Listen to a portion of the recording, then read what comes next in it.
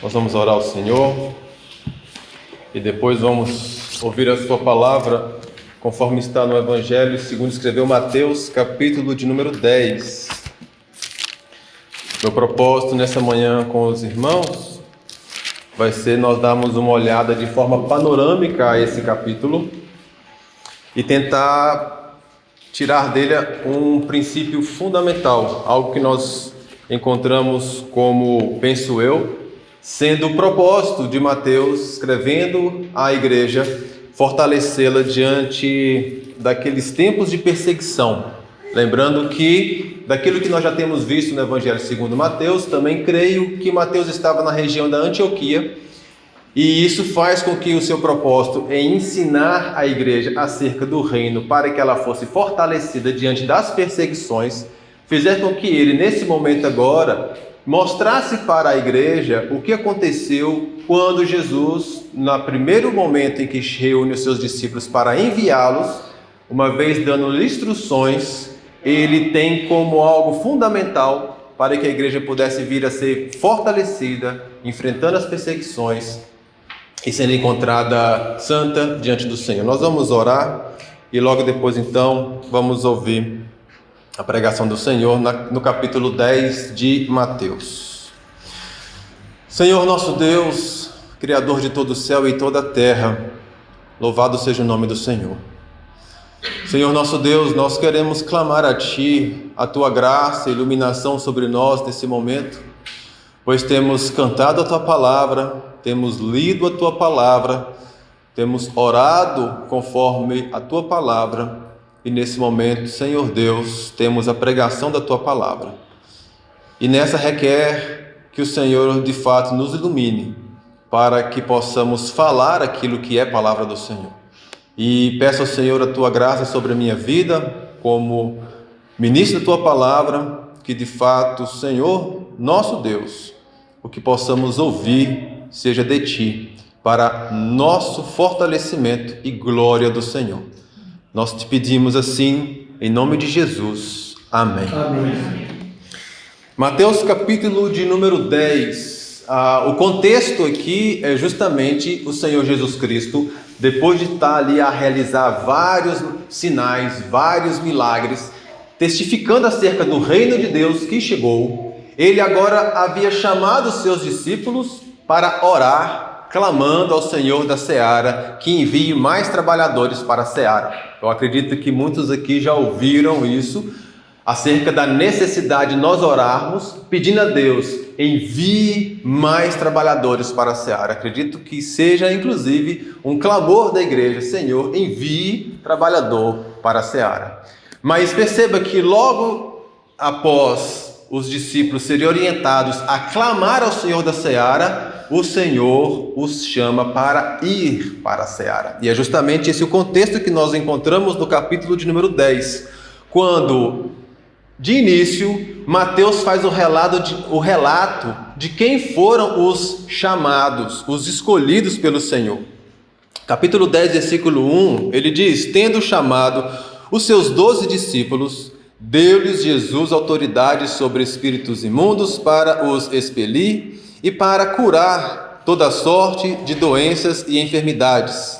Ora, o nome dos 12 apóstolos são estes: primeiro Simão, por sobrenome Pedro, e André, seu irmão, Tiago, filho de Zebedeu, e João, seu irmão, Filipe, e Bartolomeu, Tomé, Mateus o publicano, Tiago, filho de Alfeu, e Tadeu, Simão o Zelote e Judas Iscariotes, que foi quem o traiu. É interessante observar que quando Mateus relata esse chamado, nós percebemos que a escolha que Jesus faz dos seus eleitos não é segundo nenhum padrão de homens. Por quê? Porque a gente percebe lá no livro de Atos, quando os discípulos então começam o ministério após a descida do Espírito Santo, dando-lhes poder e autoridade para poder anunciar o Evangelho pós-ressurreição do Senhor Jesus, nós encontramos Pedro e João diante dos líderes na sinagoga sendo questionados. Você vai encontrar isso no capítulo número 4 de Atos, Ele sendo questionado sobre a palavra anunciada, e os homens da sinagoga dizem: não são esses homens iletrados? Então veja, o contexto dos eleitos, dos chamados do Senhor Jesus Cristo, era em especial pescadores. Entre eles, a maior parte pescadores, havia alguns que eram, por exemplo, ligados ao helenismo daquele tempo, que é o próprio Mateus, que era publicano, cobrador de impostos, provavelmente ele conhecedor de línguas, entretanto excluído pelos seus. Os judeus nunca o aceitariam bem, ele era considerado como alguém totalmente inimigo da nação. E o próprio Judas, que haveria de trair o Senhor Jesus Cristo. Isso nos faz pensar, queridos, e termos assim a certeza de que se o Senhor nos chamou, não foi porque Ele viu algo em nós. Porque diante da questão humana, o que nós hoje temos é, se você quer escolher alguém para poder realizar um trabalho, uma obra, fazer algo de tamanha significância, não é por leigos que você vai procurar. Aprenda com os RHs das empresas. Ninguém vai procurar uma pessoa totalmente sem qualificação para uma obra tão grandiosa quanto essa. Eu e vocês fomos escolhidos pelo Senhor, porque Ele quis fazer assim. E não pensemos nós que temos qualquer direito ou mérito nisso. Nós, assim como esses discípulos, escolhidos pelo Senhor, chamados pelo Senhor, temos de fato uma missão. A missão que Ele apresenta para nós nesta terra, nesse reino, chamados, como Ele ensina no Sermão do Monte, para sermos sal e luz desse mundo. E aprendendo com os discípulos, veja, Jesus vai começar a dar instruções para eles, e essas instruções servem também para nós nos dias de hoje. A primeira instrução que Jesus dá para eles, veja no versículo de número 5, a esses 12, enviou Jesus dando-lhes as seguintes instruções: não tomeis rumo aos gentios, nem entreis em cidade de samaritanos, mas, de preferência, procurai as ovelhas perdidas da casa de Israel. À medida que seguirdes, pregai que está próximo o reino dos céus. Primeira coisa que nós vemos aqui na instrução do Senhor Jesus Cristo é: vão entre os judeus, porque naquele momento ainda haveria de ficar entre os judeus o anúncio do Evangelho. Vão e preguem. Preguem, está próximo o reino dos céus. Aqui o Senhor Jesus dá a eles uma ordenança. A ordenança é: preguem o Evangelho. O ir, ele não está como uma ordenança, mas ele acaba tendo um peso de ordenança. Por quê? Porque como eu posso pregar se eu não for? Como eu posso falar para alguém do Evangelho se eu não for ter aquela pessoa? Então, para que eu fale do Evangelho, eu preciso ir. Então, há aqui, de fato, uma palavra, um peso sobre o ir. Mas a ênfase da ordem está em pregar. E percebam, Mateus já coloca logo no início acerca da autoridade que havia dado aos discípulos. A mesma autoridade que o Senhor tinha para poder realizar aqueles sinais e aquelas maravilhas, Ele deu aos seus discípulos. E a ideia é: vão, mas não com a ênfase no realizar atos de milagres e sinais, mas no pregar o Evangelho, no pregar as boas novas. Os atos de sinais e maravilhas era para testificar que o reino havia chegado. Porque se eles fossem aos gentios anunciar aquelas coisas e realizar sinais, os discípulos seriam nada mais nada menos que reconhecidos, muito provavelmente, como filhos dos deuses de alguma região daquelas, novos curandeiros. Mas entre os judeus seria de fato identificado por aqueles que aguardavam a vida do Senhor e que preservaram-se como os remanescentes na época do cativeiro. Eles iriam identificar que de fato A promessa feita pelo Senhor é que quando o reino chegasse, de fato, sinais e maravilhas seriam vistos. O reino de Deus chegou entre os homens. Veja que eles são chamados para anunciar. Automaticamente, enquanto iam e anunciavam, eles estavam realizando esses sinais e maravilhas para testificar, mas haveria algumas condições, em especial para esses chamados pelo Senhor. Ele diz no versículo 9: não vos proveis de ouro, nem de prata, nem de cobre dos vossos cintos, nem de alforge para o caminho, nem de 2 túnicas, nem de sandálias, nem de bordão, porque digno é o trabalhador do seu alimento. Aqui eles são chamados, veja, para ir em todas aquelas regiões onde havia os judeus, para poder anunciar o reino de Deus chegou, para realizar sinais e maravilhas, mas não deveriam ir preparados, levando consigo dinheiro para a hospedagem, levando consigo outras vestes, levando consigo sequer outras sandálias. Eles tinham que ir simplesmente confiados de que o trabalhador era digno do seu alimento. Perceba bem essa questão. Primeiro, a confiança deles na palavra do Senhor que diz: o trabalhador era digno do seu alimento. Como eles receberiam esse alimento? Versículo 11: e em qualquer cidade ou povoado em que entrardes, diga-lhes,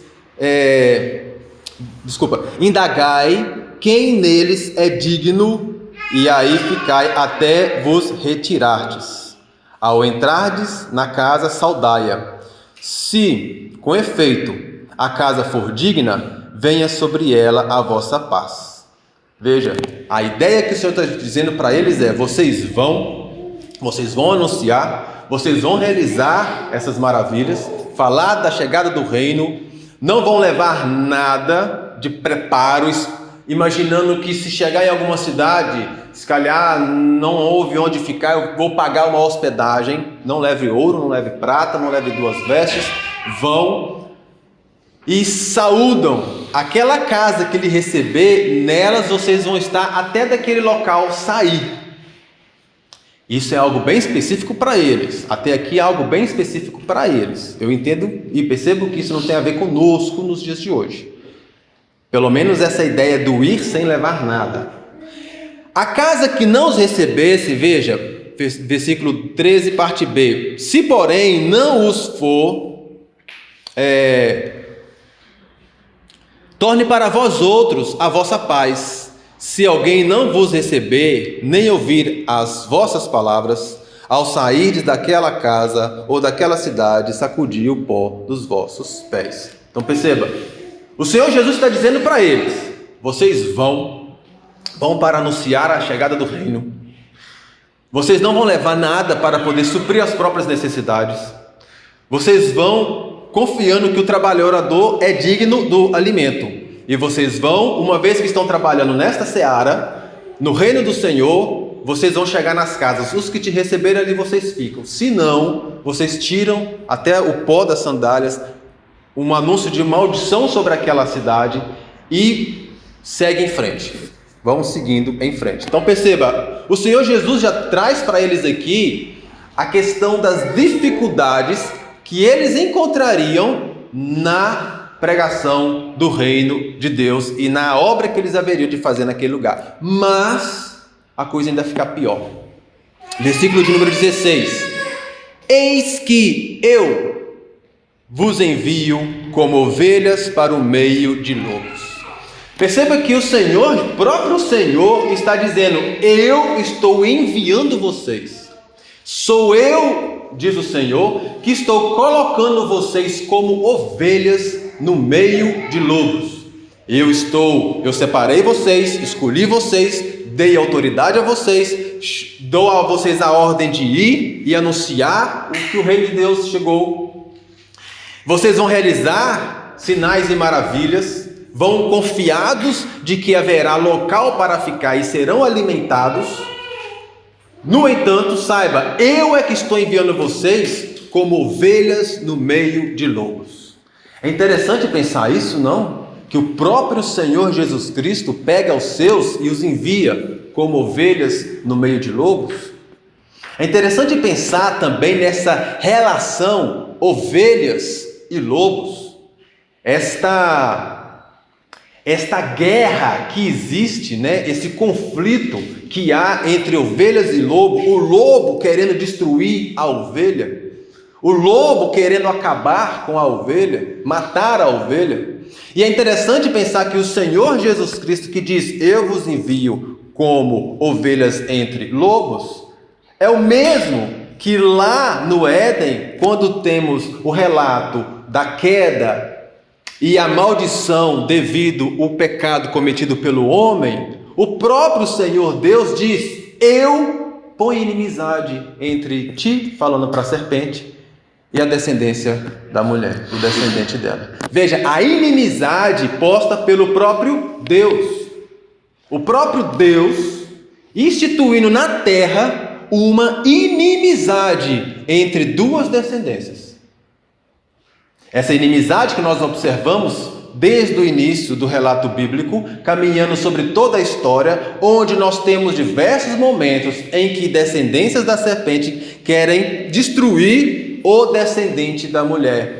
Nós temos vários momentos em que, de alguma forma, principalmente no contexto da tribo de Judá, a ideia é que há de se destruir aqueles que haveriam de nascer, principalmente desta tribo. Por quê?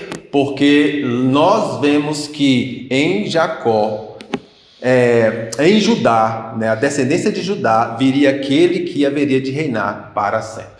Então Jesus está justamente mostrando para eles, Mateus, lembra?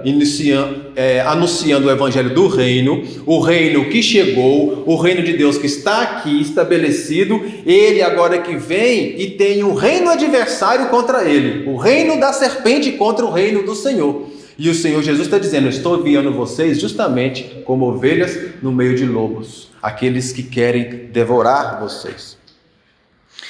Ele dá a seguinte instrução para eles no versículo 17. Ainda no versículo 16, ele vai dizer: sede prudentes como as serpentes e simples como as pombas. Acautelai-vos dos homens, porque vos entregarão aos tribunais e vos açoitarão nas suas sinagogas. Por minha causa sereis levados à presença de governadores e reis e de reis, para lhes servir de testemunho a eles e aos gentios. Vejam, o próprio Senhor, que escolheu a esses homens, segundo os conhecedores, os letrados daquele tempo, homens iletrados, escolheu-os e deu-lhes a missão de anunciar a chegada do reino, e os envia justamente para um local em que eles haveriam de ter perseguição.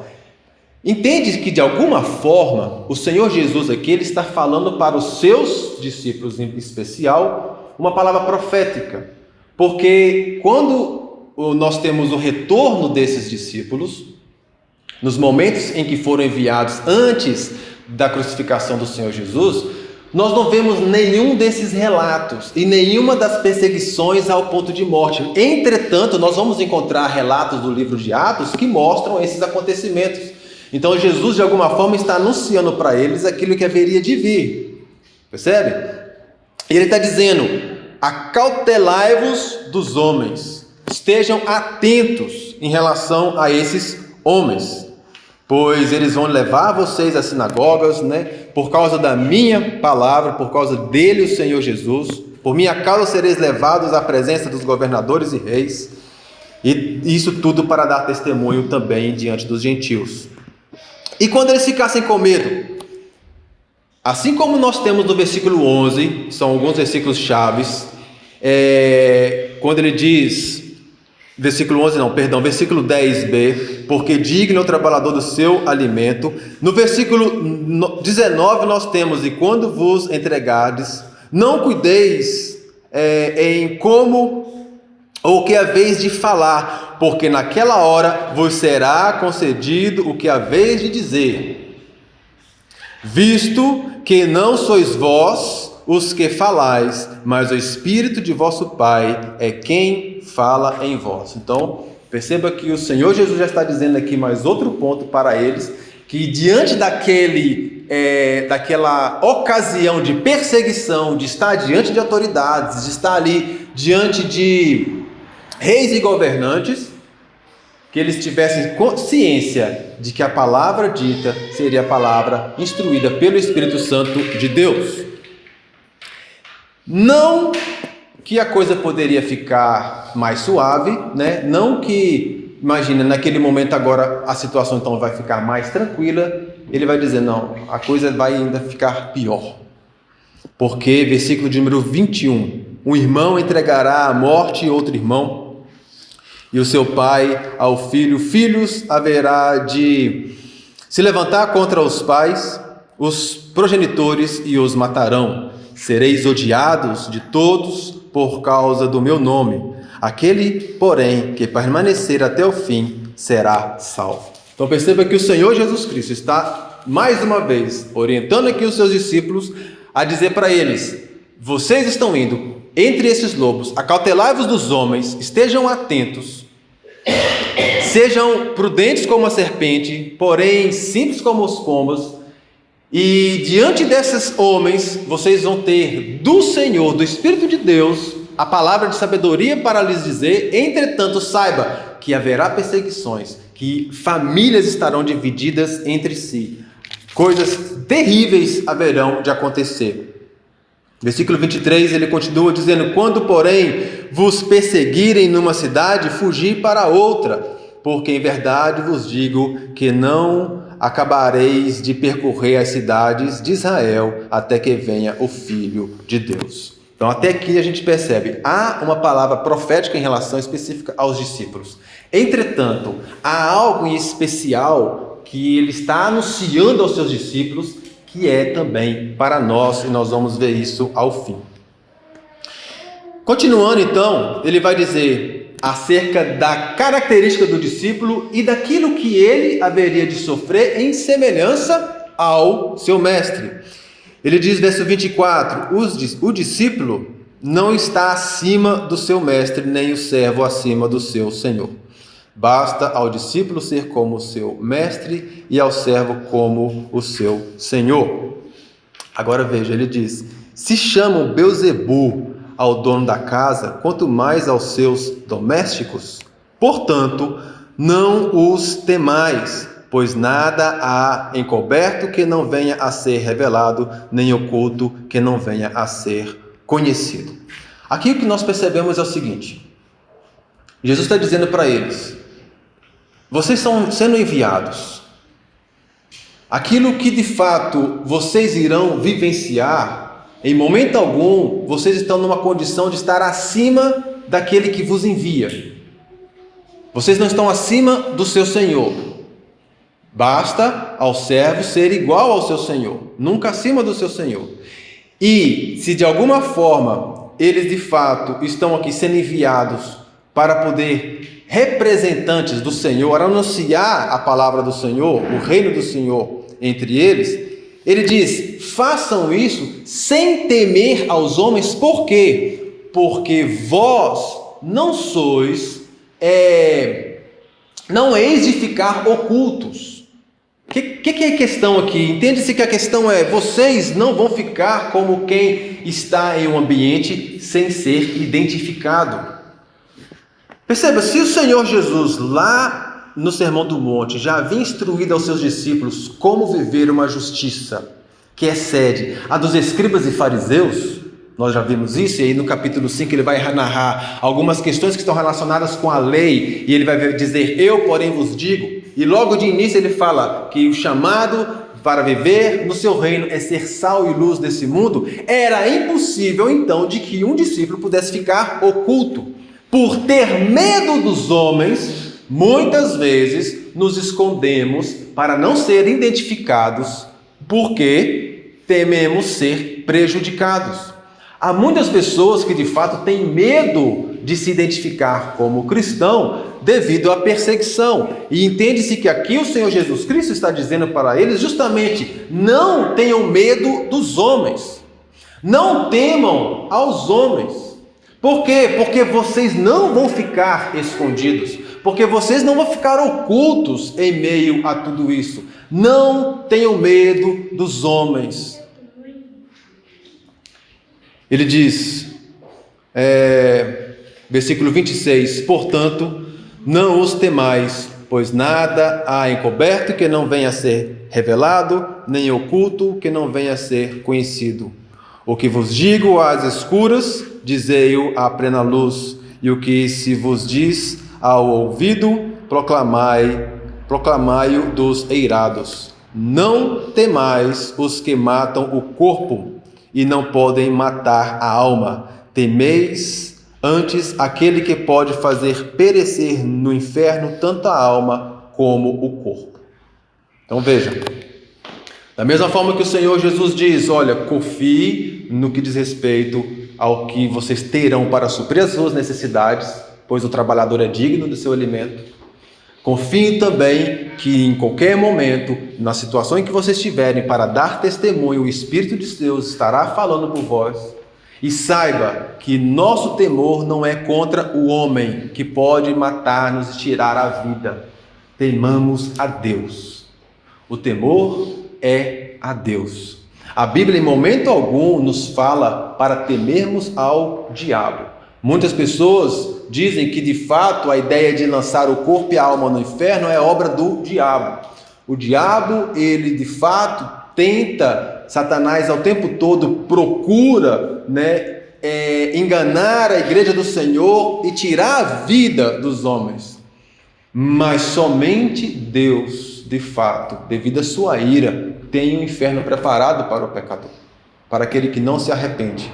A Bíblia não nos chama a ter temor ao diabo, por isso, temor é a Deus. Todo temor é ao Senhor nosso Deus. Os discípulos então estão sendo orientados justamente a não ter medo dos homens que poderiam vir sobre eles. Lembra que nós temos um relato no livro, nos Evangelhos, acerca de Pedro, que era aquele homem, que sempre estava à frente, Senhor, nunca te negarei, e o Senhor já fala para ele, olha, antes do galo cantar, 3 vezes me negará. Nós vemos justamente isso acontecendo quando Jesus está sendo açoitado, e ele, identificado como um dos que estavam com Jesus, ele nega ao Senhor, por muito provável ter medo do que estava acontecendo com o Senhor Jesus acontecer também com ele, aquele momento de desespero. Mas louvado seja o Senhor pela vida de Pedro, que se converte, como nós bem sabemos, e é levantado como um arauto do Senhor. O Senhor está chamando, de fato, a temer ao Senhor, seu Deus. Versículo 29, então, ele diz, não se vende 2 pardais por um asse, e nenhum deles cairá em terra sem o consentimento do vosso Pai. Veja que palavra. O Senhor está dizendo, a partir daqui, justamente para eles que até mesmo algumas coisas pequenas, insignificantes diante dos homens, para Deus tem valor. Para Deus tem a questão do seu cuidado, Por isso ele vai continuar dizendo, versículo 30, e quanto a vós outros, até os cabelos todos da cabeça estão contados. Não temais, pois, bem mais valeis vós do que muitos pardais. Portanto, continua, todo aquele que me confessar diante dos homens, também eu o confessarei diante de meu Pai que está no céu. Mas aquele que me negar diante dos homens, também eu o negarei diante do meu Pai que está no céu. A confiança devida no Senhor é justamente aquilo que eles deveriam de trazer consigo para poder realizar essa obra, não temendo aos homens e falando, testemunhando, anunciando e defendendo, sendo eles testemunhas do Senhor Jesus Cristo. Não deixando de anunciar, não negando ao Senhor, não deixando de falar do Senhor, àqueles aonde eles fossem. Dessa forma, o Senhor finaliza colocando ainda algo mais pesado. Parece que até aqui a gente pode pensar assim, era difícil para eles, né? Confiar em sair sem levar nada, confiar de que eles estariam entre autoridades e homens poderosos, estudados, e eles ali com medo do que dizer, porém falar pelo poder do Espírito de Deus, serem iluminados. Eles poderiam pensar naquele momento, mas e quando tiver toda essa questão de morte, de guerra, de sofrimento? Ele diz, olha, temam aquele que pode lançar tanto a alma ao inferno, matar o corpo e lançar a alma ao inferno. Tema ao Senhor. Ele vai ainda colocar, versículo 34, não penseis que vim trazer paz à terra, não vim trazer paz, mas espada. Talvez essa aqui seja a palavra para os discípulos, naquele momento, mais difícil de ser digerida, né, digamos assim. Porque em alguns momentos, Mateus vai nos mostrar que o Senhor Jesus Cristo fala da necessidade de ir para Jerusalém, ser entregue nas mãos das autoridades, ser julgado, condenado, morto, entretanto queria ressuscitar ao terceiro dia. Essa ideia de ressuscitar ao terceiro dia parece que os discípulos não absorviam quando começavam a ouvir, vai para Jerusalém ser perseguido, ser açoitado, ser julgado e morto. Não havia uma aceitação por parte deles, por quê? Porque entendia-se que a vinda do reino era o início do império de paz. A ideia de que quando o rei chegasse, ele assumiria de fato o trono, ele traria todo Israel novamente, aqueles que estavam distantes, iriam todos congregar, estariam todos na presença do Senhor, e havia reino de eterna paz. E naquele momento, o Senhor diz, eu não vim trazer paz e trazer espada. E essa espada, ela não vai estar apenas entre povos, entre nações. Essa espada, inclusive, vai estar dentro das próprias casas. De maneira que, veja, versículo 35. Pois vim causar divisão entre o homem e seu pai, entre a filha e sua mãe, e entre a nora e a sua sogra. Assim, os inimigos do homem serão os da sua própria casa. Quem ama seu pai ou sua mãe mais do que a mim não é digno de mim. Quem ama seu filho ou sua filha mais do que a mim não é digno de mim. E quem não toma a sua cruz e vem após mim não é digno de mim. Quem acha a sua vida perdê-la-á. Quem todavia perde a sua vida por minha causa achá-la-á. Veja que palavra difícil para os seus discípulos.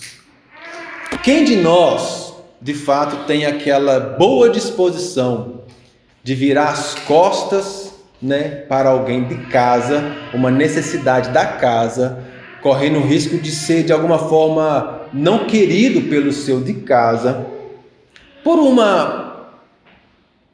algo que se queira fazer? Veja, a questão de família para nós é algo fundamental. A família para nós é de fato aquele local onde nós temos ali, independente dos conflitos, nós temos necessidades supridas, nós temos apoio, nós temos ajuda.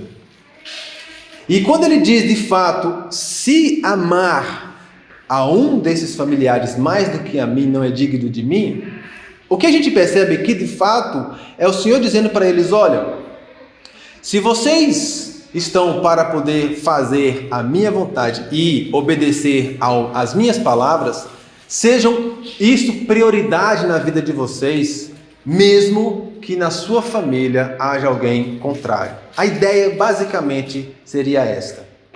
De forma nenhuma nós encontramos na palavra do Senhor, o Senhor dizendo para nós virarmos as costas aos familiares.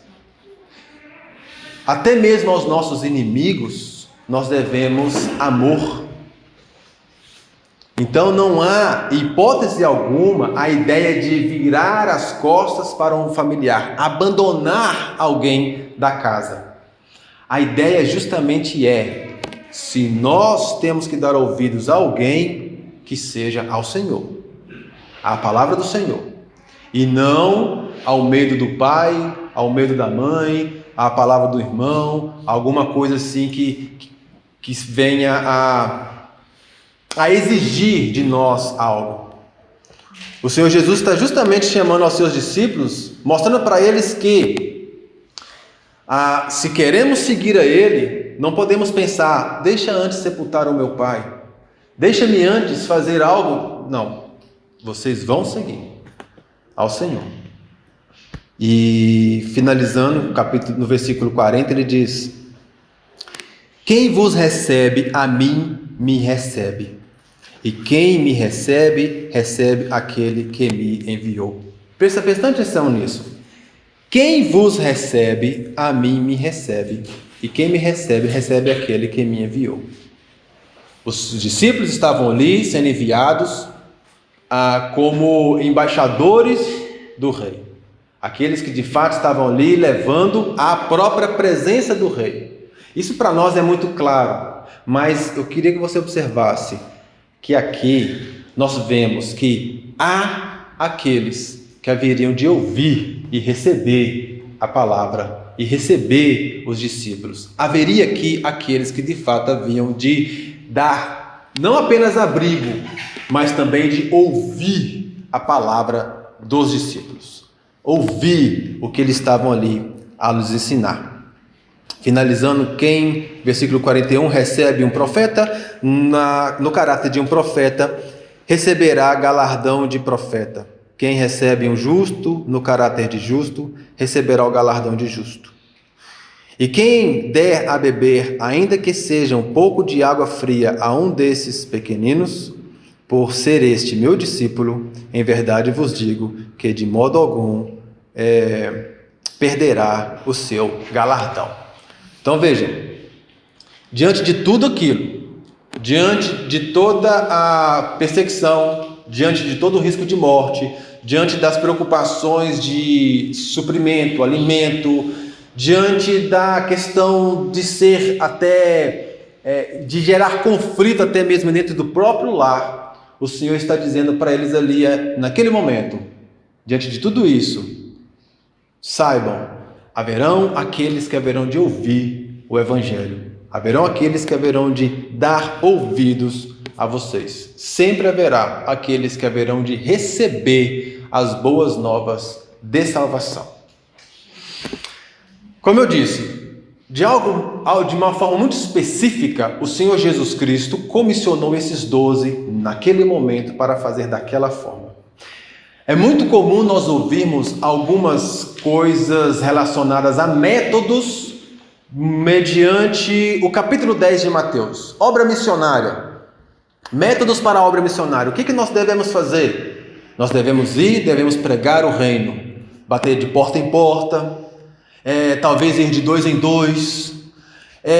De alguma forma, a gente pensa que aqui a ideia da autoridade para fazer sinais e maravilhas, que já não são mais necessárias hoje para testificar a chegada do reino, mas que podem vir a ser vistas hoje como ação no que diz respeito às boas obras. Boa obra é aquilo que é realizado em conformidade com a palavra de Deus.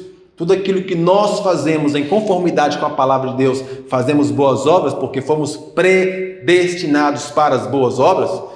Dessa forma, então, nós podemos, de alguma forma, de fato, dizer que essa autoridade que eles tinham para realizar aqueles sinais é aquilo que o Senhor nos dá hoje no poder do Espírito para obedecer à palavra do Senhor em vida de santidade. Dessa forma, muitos métodos, muitos ensinos acerca da obra missionária são falados nesse capítulo. Entretanto, diante de toda essa da palavra do Senhor e da forma como o Senhor instrui os seus discípulos aqui, algo de muito especial solta aos nossos olhos para a nossa vida hoje. Algo de muito fundamental nós encontramos diante desta orientação aos discípulos, que é aquilo que nós precisamos ter nos dias de hoje. Não é uma observação por método, mas nós temos que anunciar o Evangelho.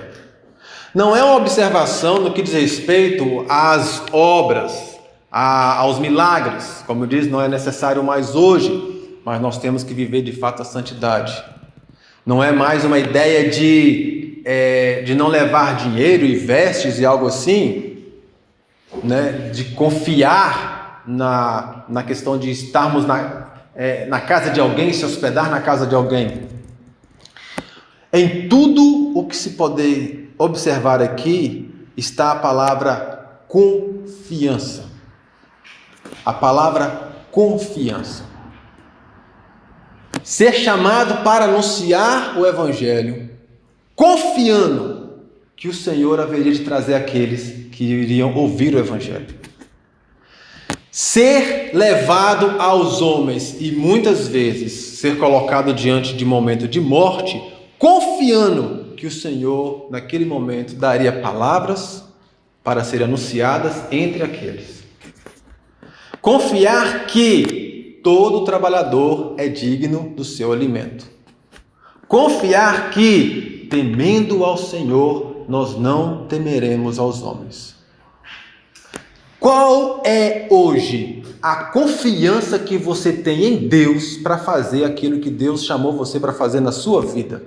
Como cristão, como pai, mãe, como profissional de uma área, como trabalhador, como vizinho, como seja o que for.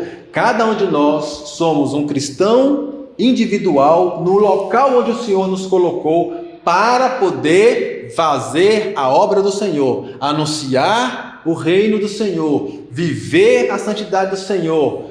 Qual é a confiança que nós temos tido no Senhor para poder fazer isso e ainda ter certeza de que diante das lutas que nós vivemos, cada um aqui tem a sua luta, cada um aqui sabe das suas dificuldades. Qual é a confiança que tem tido no Senhor para dizer, isso tudo não importa.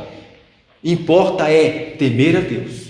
Importa é fazer a sua vontade. Importa é, de fato, saber que eu não tenho que ter medo dos homens. Eu devo temor ao Senhor. Qual é a confiança que nós temos tido verdadeiramente na palavra do Senhor para poder seguir? Confiança de que Ele, de fato, nos colocou aqui, ovelhas entre lobos, para poder fazer a vontade dEle. E não confiar de que, de alguma forma, nossa capacidade possa nos livrar de determinadas situações. Nossa estratégia possa nos dar alívio em determinadas condições.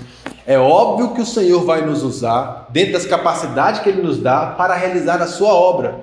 Mas qual é o tamanho da confiança que tens tido no Senhor? Se a tua confiança tem se enfraquecido diante daquilo que você tem vivenciado, de dificuldades, de lutas, seja o que for, é hora de você baixar a sua cabeça, clamar ao Senhor que fortaleça-o novamente. É hora de fortalecer a confiança no Senhor, porque se estamos no caminho certo, se esse é o caminho que nós temos que andar, a confiança está que o Senhor está conosco, justamente nos direcionando nesse caminho. Muitas coisas, bem sabemos, que têm sido lutas para a igreja e para muitos irmãos individualmente. Mas não é momento algum de dizer, Senhor, eu não estou acreditando mais. Senhor, o que o Senhor quer de mim? Senhor, o que o Senhor espera de nós? Nós estamos andando firmes na pregação da palavra, nós estamos andando firmes no testemunho de santidade, nós estamos andando firmes confiando no Senhor e temendo ao Senhor e não aos homens. Então, vamos permanecer certos de que é isso que o Senhor quer de nós. Renove a sua confiança no Senhor dos céus e da terra. naquele que de fato recebeu toda a autoridade nos céus e na terra, e que de fato disse para a sua igreja: agora vão e façam discípulos, porque eis que estarei convosco todos os dias até a consumação dos séculos. Nossa confiança no Senhor renova a confiança no Senhor. Espera no Senhor. Ó Deus, nós te pedimos nessa manhã, Senhor nosso Deus, que nos chamou pecadores, totalmente falhos, sem nenhum preparo, inimigos do Senhor, muitos nem sequer tendo um pequeno conhecimento acerca do Senhor. O Senhor nos chamou, nos escolheu diante da sabedoria do Senhor, dos decretos do Senhor, e nos colocou aqui para podermos viver glorificando o nome do Senhor e fazendo conhecido o teu reino nesse lugar. O Senhor nos ensina com a tua palavra aquilo que nós devemos fazer e nos mostra nela quão confiante devemos ser em ti, Senhor. O Senhor que de fato entregou-se por sacrifício perfeito para perdão dos nossos pecados, o Senhor que fez absolutamente tudo e ainda continua a fazer tudo pela perseverança dos santos, o Senhor que tem nas mãos o domínio e o governo de todas as coisas, nos chama de fato a viver segundo o chamado do Senhor, a vontade do Senhor. E eu te confesso, ó Deus, é muito difícil a gente ter uma confiança plena e perfeita no Senhor. É muito difícil nós acordarmos todos os dias e no final do dia nos alegrar porque fomos confiantes no Senhor. Não é assim, Senhor. Muitas vezes nós nem sequer acreditamos que o Senhor ainda está governando. Muitas vezes nós nem sequer acreditamos que o Senhor ainda está no governo e que está conosco. Tenha piedade de nós e nos perdoe, porque olhamos para homens, tememos situações do mundo, nos amedrontamos diante de realidades em que vivemos, nos entristecemos por causa de situações em nossa vida. Isso nos enfraquece e muitas vezes nos tira até a palavra de oração. Senhor, restaura em nós a confiança em Ti. Restaura em nós, Senhor Deus, a alegria da Tua salvação, a certeza de que o Senhor está conosco, a convicção de que estamos a caminhar piedosamente. Restaura, Senhor Deus, em nós, para que essa confiança seja, mais uma vez, alimento para nós prosseguirmos, confiando no Senhor. Confiamos na Tua palavra, confiamos na salvação que temos no Senhor, confiamos porque de fato o Senhor é Deus. O Senhor de fato nos chamou e o chamado do Senhor, a santidade, é algo que o Senhor mesmo realizou em nós. E nós estamos certos disso, Senhor. E precisamos que o Senhor fortaleça ainda mais. Como disse Pedro, fortaleça-nos, ó Deus, a fé. Fortaleça-nos a confiança. Fortaleça-nos, ó Deus, e fortaleça a confiança da igreja no Senhor. Fortaleça a confiança do Teu povo aqui reunido no Senhor. Renovo de confiança, de certeza, ó Deus, de alegria em Ti. Nós te pedimos, assim, em nome de Jesus. Amém.